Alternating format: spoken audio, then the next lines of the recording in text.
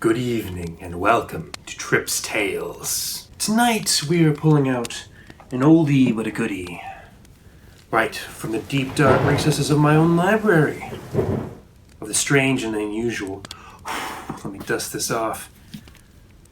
Tonight we are looking at, Island Walker. Part 1. A splash. Splash! Watch it, Alf! I see it. Alf Heisey steered the wheel of the tiny fishing vessel hard to starboard.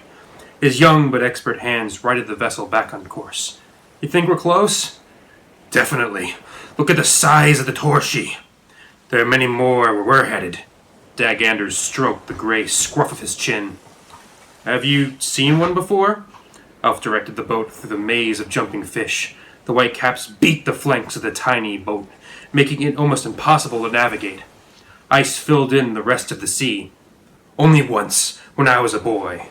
Back then, many of us ventured out here to collect our bounty. Now, only the bravest dare to sail this region of the sea. Who are the foolish? Dag shot Alf an evil eye. When is brave not foolish, my dear captain? I was a mate aboard a larger fishing vessel many years ago. The captain said we are to meet a group at the certain location. To be honest, I was quite skeptical at first.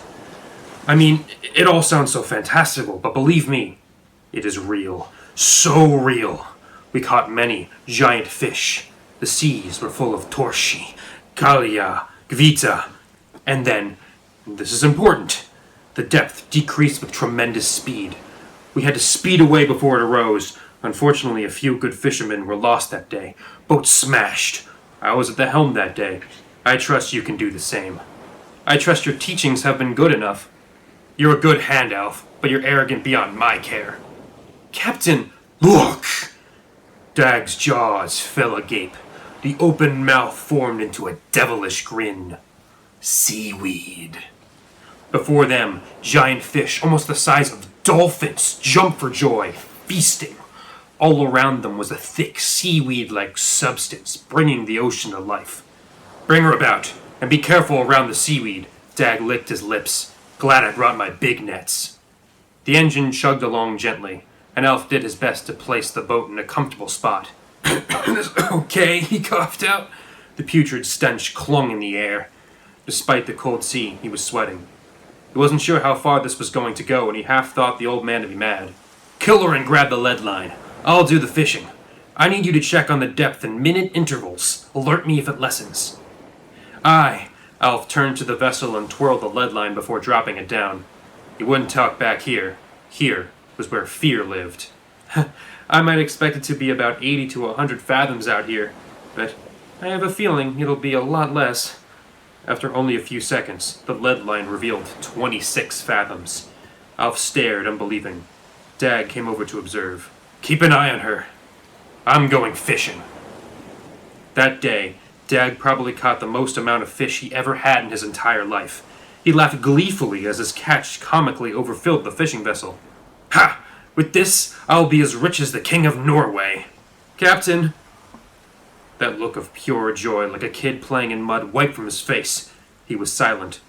We're at 25 fathoms. At the helm, Alf. We've caught enough. Alf started the engine, punched the gears, and steered the vessel out of the seaweed. But it was not easy.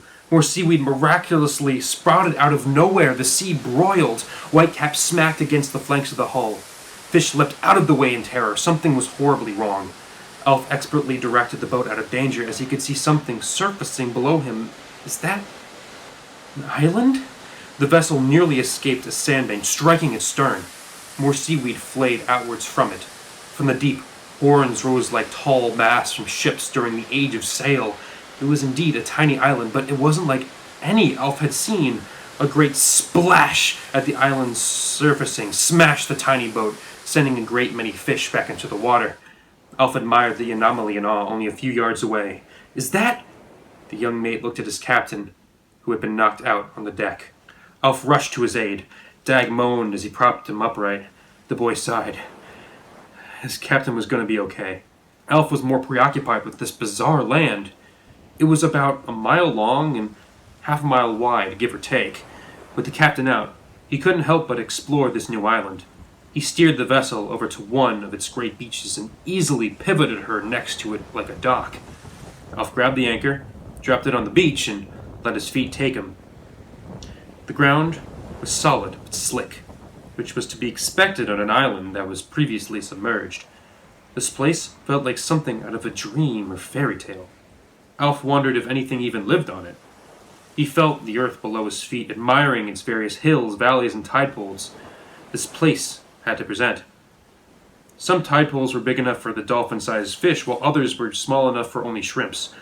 Mixed with sea life he knew so well were bizarre and strange fishes. Alf could only assume had come from the bottom of the ocean. A strange kind of algae grew here, almost looking like bushes and trees. A hazy mist covered the island as a result of the mixture of extremely cold Norwegian sea and the much warmer air temperature. "Alf, what are you doing? Get back to the helm!"